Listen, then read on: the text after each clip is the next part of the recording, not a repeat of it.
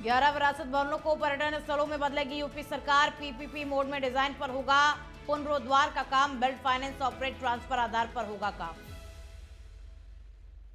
रक्षा मंत्री राजनाथ सिंह का यूपी दौरा। लखनऊ में पूर्व मुख्यमंत्री चंद्रभानु गुप्ता की प्रतिमा का किया अनावरण। उनके सम्मान में डाक टिकट भी किया जारी।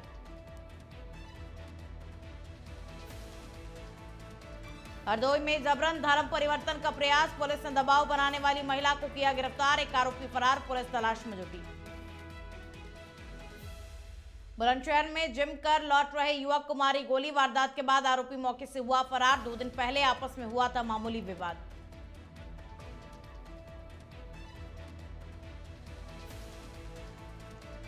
नमस्कार, वंदे भारतम। आप देख रहे हैं नेशनल 27। मैं हूं आपके साथ में खुशबू सिंह। तो चलिए बुलेटिन की शुरुआत करेंगे और पहली खबर का रुख करेंगे। रक्षा मंत्री राजनाथ सिंह यूपी के दौरे पर है, जहां उन्होंने लखनऊ में नेशनल पीजी कॉलेज में पूर्व सीएम स्वर्गीय चंद्रभानु गुप्ता की 124वीं जयंती पर आयोजित समारोह में शिरकत की। इस दौरान उन्होंने पूर्व मुख्यमंत्री चंद्रभानु गुप्ता की प्रतिमा का अनावरण किया। साथ ही उनके सम्मान में डाक टिकट भी जारी किया। और रक्षा मंत्री राजनाथ सिंह ने समारोह में संबोधित करते हुए कहा कि उत्तर प्रदेश के पूर्व मुख्यमंत्री चंद्रभानु गुप्ता सेवा, सादगी और ईमानदारी की मिसाल थे। उन्होंने राजनीति में उच्च मानदंडों को स्थापित किया। उन्होंने कहा कि जब भी हम प्रदेश के गौरवशाली इतिहास की चर्चा करते हैं तो उसमें चंद्रभानु गुप्ता का नाम प्रमुखता से लिया जाता है।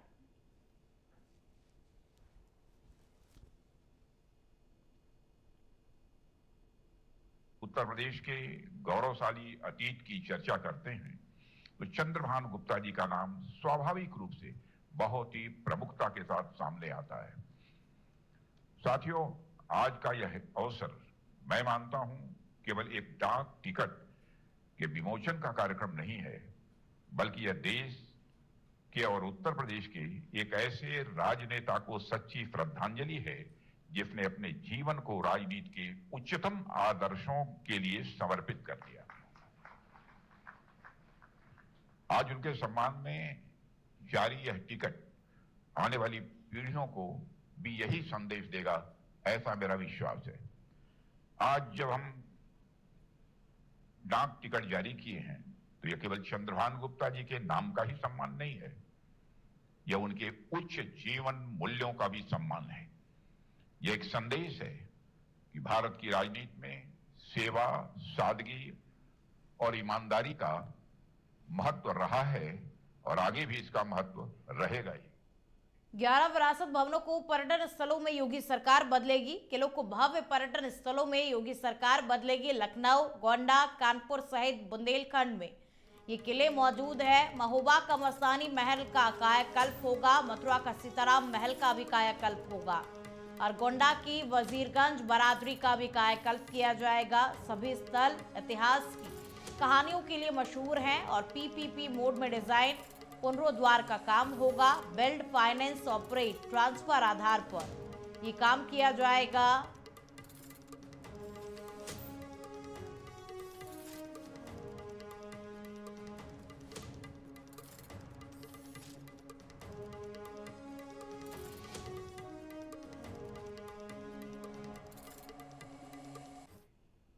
हरदोई के शाहबाद थाना क्षेत्र में जबरन धर्म परिवर्तन का प्रयास का मामला सामने आया और एक युवती ने अपनी सहेली रीना बानो और उसके साथी हैदर पर धर्म परिवर्तन का दबाव बनाने का आरोप लगाया है। पीड़िता ने इसको लेकर के थाने में शिकायत दर्ज कराई।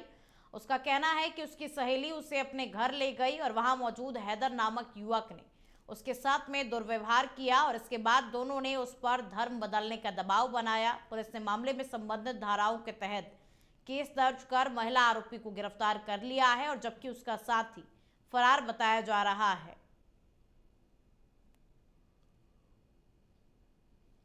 थाना शाहाबाद पर एक महिला द्वारा अपनी सहेली रीना बानो निवासी कस्बा पिहानी व हैदर निवासी प्रयागराज जिसकी ससुराल कस्बा पिहानी में है, इन पर दुष्कर्म व दुष्कर्म में सहयोग करने तथा अन्य आरोप लगाते हुए एक तहरीर दी गई। थाना शाहाबाद पुलिस द्वारा उक्त तहरीर के आधार पर सुसंगत धाराओं में अभियोग पंजीकृत किया गया।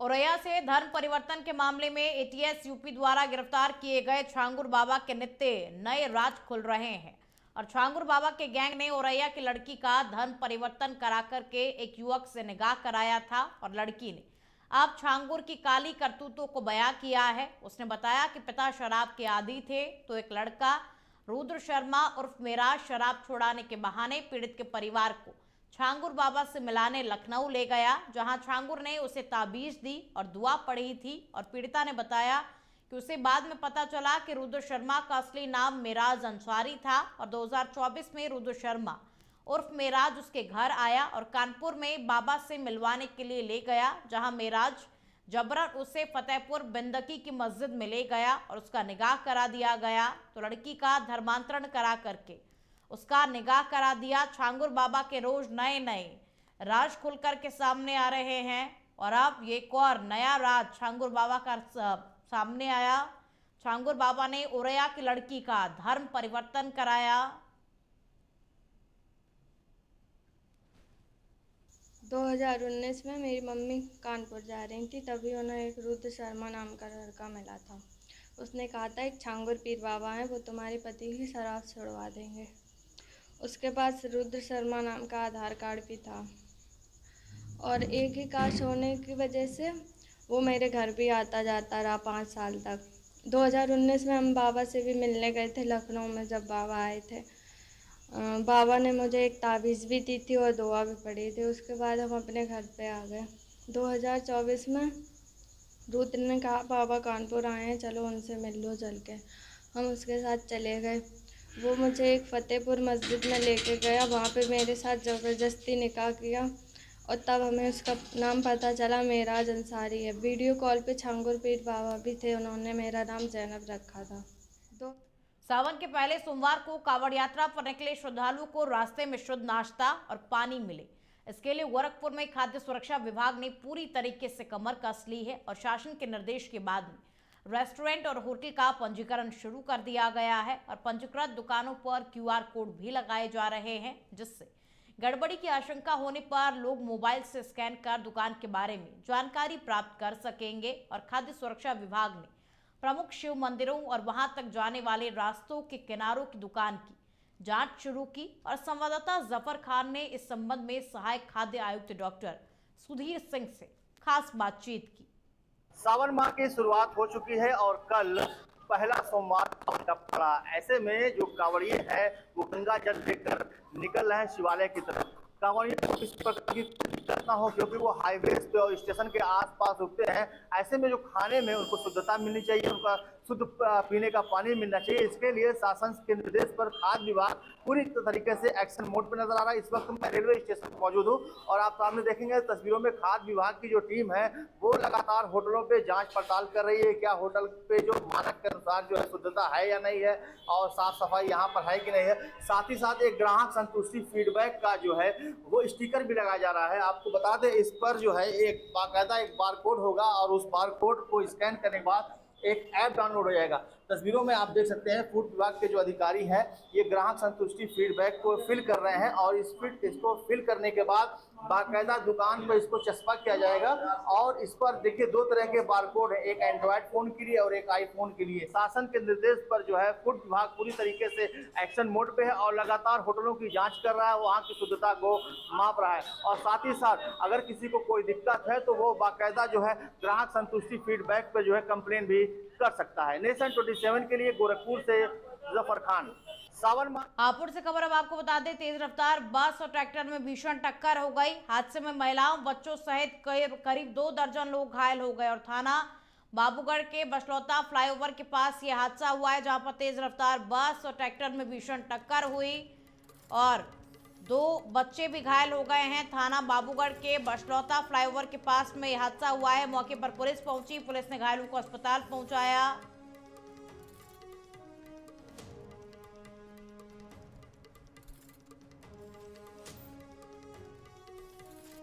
तो तेज रफ्तार बस और ट्रैक्टर में टक्कर हुई और इस पूरे हादसे में महिलाओं बच्चों सहित करीब 2 दर्जन से ज्यादा लोग जो हैं वो घायल हो गए हैं और थाना बाबूगढ़ के पास में पूरा हादसा हुआ है। देखिए मौके पर पुलिस पहुंची, जैसे इस पूरे घटनाक्रम को लेकर के पुलिस को सूचित किया गया, पुलिस तुरंत मौके पर पहुंची, घायलों को अस्पताल पहुंचाया गया, जहां पर घायलों का इलाज चल रहा है। तो बसलौता फ्लाईओवर पर ये बड़ा सड़क हादसा हो गया है।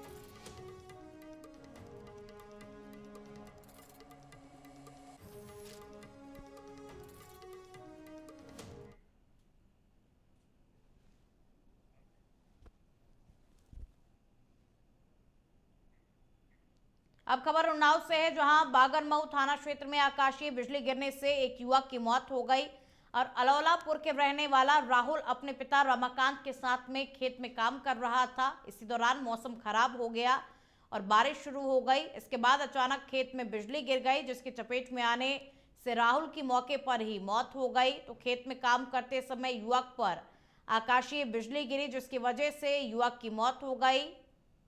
22 साल के युवक की मौके पर ही मौत हो गई। राहुल इसका नाम बताया जा रहा है।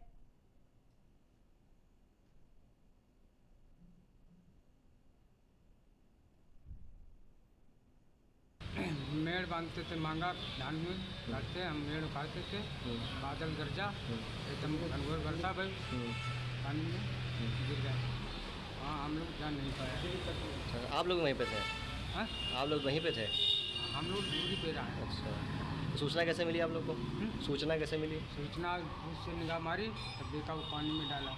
बिजनौर में एक दिल दहला देने वाला मामला सामने आया। दरअसल थाना कोतवाली शहर के क्षेत्र गांव काजीवाला में सौतेले बेटे ने प्रॉपर्टी के खातिर अपनी मां के सिर में ईंट मार करके उसकी हत्या कर दी और हत्या का आरोप पड़ोसियों पर लगा दिया। मृतका के पति की ओर से एक महिला समेत 5 पड़ोसियों पर मुकदमा भी दर्ज कराया गया, लेकिन जब पुलिस ने मामले की जांच की तो सच्चाई खुलकर के सामने आ गई और पुलिस ने घटना को अंजाम देने वाले हत्यारे को गिरफ्तार कर लिया है। तो प्रॉपर्टी के खातिर इस पूरी वारदात को अंजाम दिया गया। सौतेले बेटे ने अपनी ही मां की हत्या कर डाली।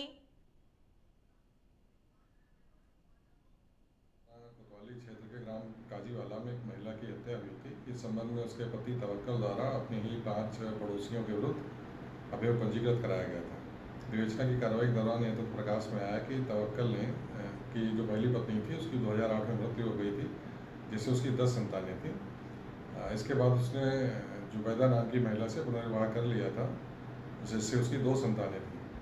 2023 में उसने एक वसीयत की, जिसमें जुबैदा उसके बच्चों के नाम उसने प्रॉपर्टी और ज़मीन कर दी थी और जो पहली पत्नी से जो बच्चे थे उनको बेदखल कर दिया था।